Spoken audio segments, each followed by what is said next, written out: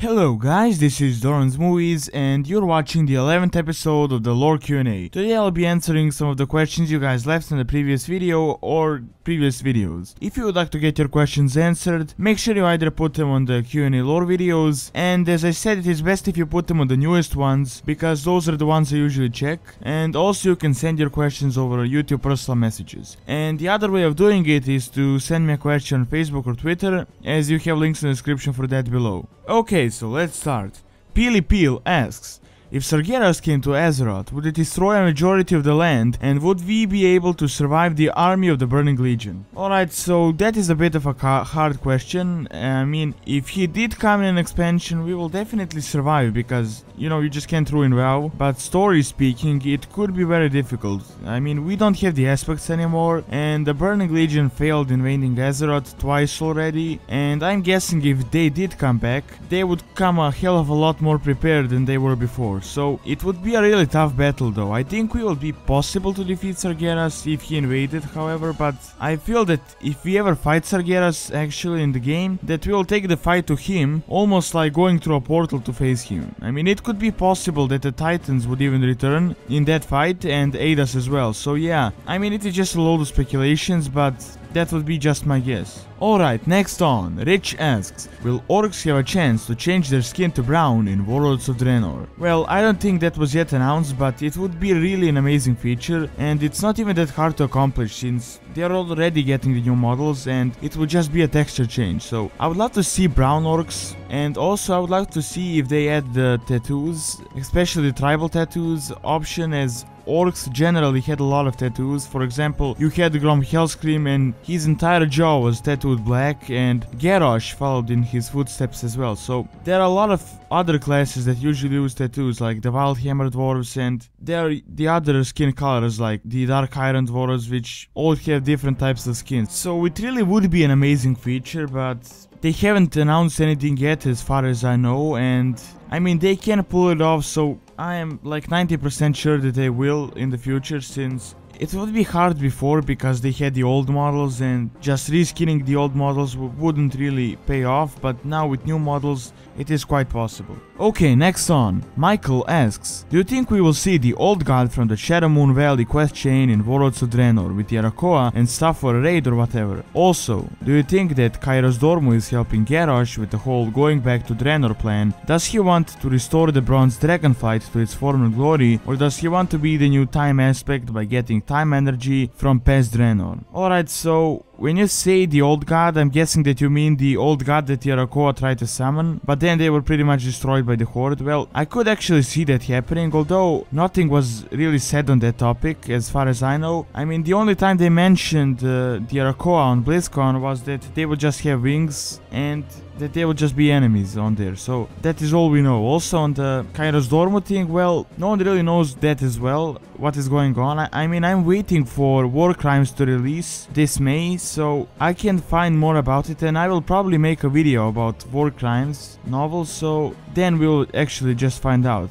But what my guess is that Kairos is just using Garrosh as a tool. I mean, he knows he's power hungry, that this thing is probably his last chance in taking over the world, so I feel that Kairos wants the power as well, and it probably does have a deeper meaning behind it. I mean, he might even think of eliminating Garrosh so he can get a lead. But then again, I mean, this is just my speculation, and I'm guessing when War Crimes is released, we will be able to find out how Garrosh has managed to escape and what the hell is going on with this dragon thing. And I mean, this dragon was just introduced a few months ago, and he just has a really major part in the expansion. So I mean, it will probably be explained in War Crimes by Christy Golden. Most likely it will be released before Warlords of Draenor, so yeah, then we will find out. Okay, continuing on, The Coolest asks, if there were new races in Wrath of the Lich King, what do you think they would be able to fit in the lore? Okay, so if we were to go back to Northrend again, I mean, I would guess that the new race would be one of the Northrend creatures, for example the Tuskar, and they would just make a perfect race because they have a well-developed story and they are just developed characters compared to other creatures, and they could just need help, and the Alliance or the Horde would help them, and in order for them to join, so that would be kind of a backstory. But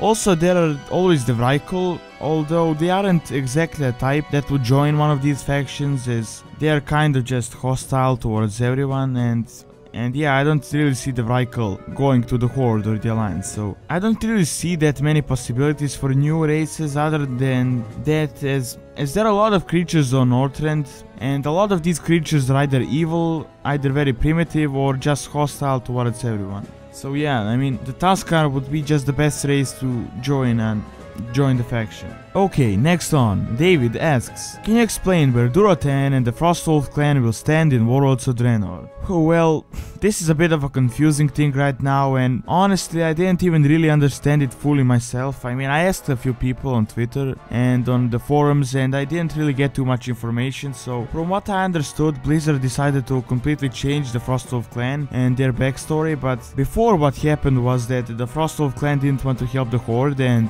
they were declared as traitors and were exiled, and then they managed to get through the Dark Portal and then settled in Alterac Valley, where they befriended themselves with the wolves. Then Droll came and took the lead and made a new horde. So, but what is happening now is that the original place where the Frostwolf lived was Nagrand, which was the same as in the previous version, but now they are exiled and they go to the Frostfire Ridge, where they befriend the wolves. But I mean, these wolves are kind of different than the wolves on Azeroth.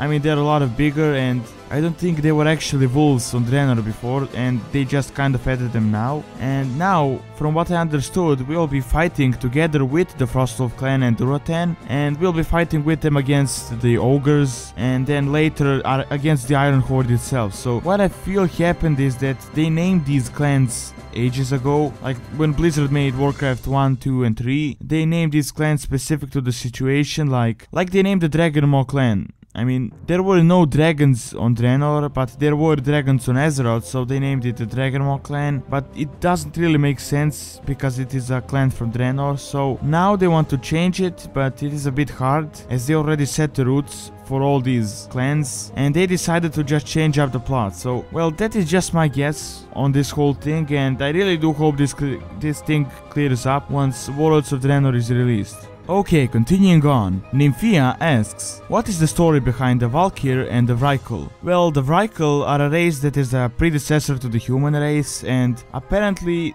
they reference the Sparta in the story and use the whole weak baby thing, like when the Spartans used to throw their babies off the cliff if they were born weak or sick. Pretty much if a Rykel was born weak, they were ordered to kill them, but some of the parents didn't obey that order and they hid their children, and that is how the humans were made, from what I understood. But that is pretty much the story behind the Rykel.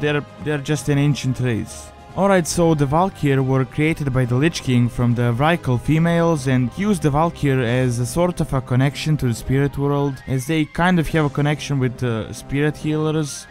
He used them in that arena where the Rykel fought, and they transformed the favorite contestants to Ymirai and the failed contestants to the rank of the Undead Vargul. So pretty much that is the backstory behind these two. Okay, next on, Unlock Wall asks, portals to the Emerald Dream, what's the lore behind them and why can't we use them in the game? Alright, so I did wonder about this myself, but I'm guessing this was one of these features that Blizzard added before, but then they found it was obsolete, or they just didn't have enough story or content to back it up, and I believe they just added them just because it was cool and didn't really think much about the story and how it would actually work out. So a lot of time when you work on a game, you would have artists, and then they would just try to match the theme, like the art theme, but they don't really have a deeper meaning behind it. It just kind of looks cool and matches the theme. So I'm guessing that is what happened, and Blizzard then expanded the story and they saw it was going to be hard for them to make it work, so they just removed it. I mean, that happens a lot in Warcraft and in a lot of games, so I mean, that is just my guess,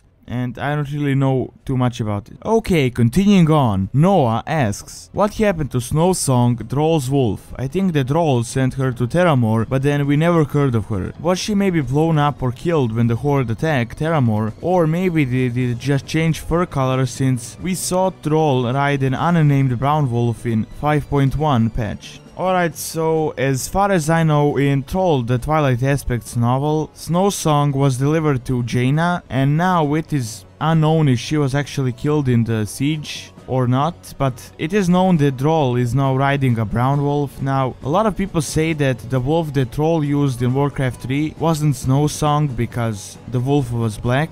However, it is known that the wolves do change their fur color, so again, going back to this, it is possible that he is still riding Snowsong, but just her color of the fur is just changed to brown. Next on, Feldrius asks, how was Cinereous resurrected? As far as we know, he was killed in Warcraft 3. Well, yeah, you're actually right. I mean, he was killed by Grom Hellscream in Warcraft 3 in the Orc campaign. However, his spirit didn't actually die, and it was in the Emerald Dream, but then he was resurrected by Ysera when Cataclysm came, and in order to defend Azeroth from the disaster. So, however, I honestly feel it is that they wanted to recycle some of the old lore, as honestly at this point they can always make something up. I mean, they can always come up with something new, because you can always resurrect Grom Hellscream and make up a story of how he didn't actually die. So yeah, I mean, Cinereous was resurrected from the Emerald Dream as he apparently didn't actually die, but I just feel that Blizzard just made the whole thing up. Okay, so continuing on,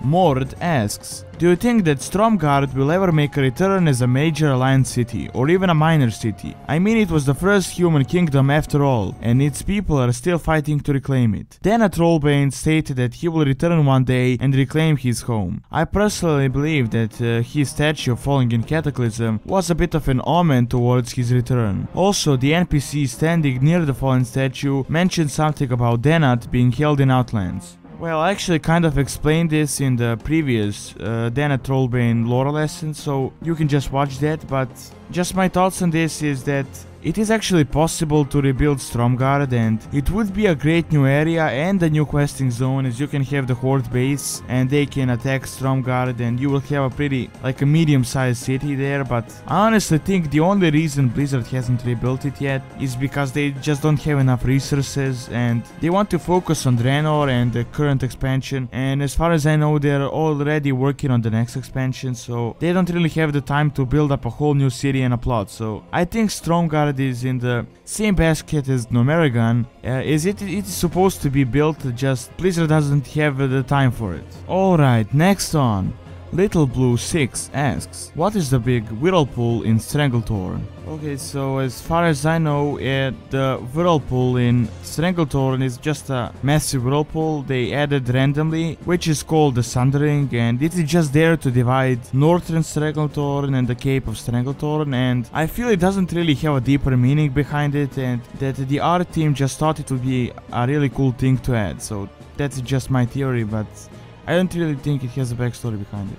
Okay, and the last question is by Jim, and he asks, since Thermoplug betrayed the gnomes, will he ever be put on trial? What is going on with that? Well, there is really no need for a trial, as he was actually killed off in Cataclysm by the G team, which is a gnomish organization, and I feel right now it is just a matter of time until we get Gnomerigan as a city, but I don't think it will be happening anytime soon, as I don't feel Blizzard has the resources for it, as just as I said previously about Stromgard, and I think they are focusing more on Draenor, on the Draenor thing right now. Alright, that is all I have for now. Thanks for watching. Don't forget to leave your questions either by YouTube messages, Q&A comment section, or Facebook and Twitter. And don't forget to like, favorite and subscribe. Again, thanks for watching and see you next time.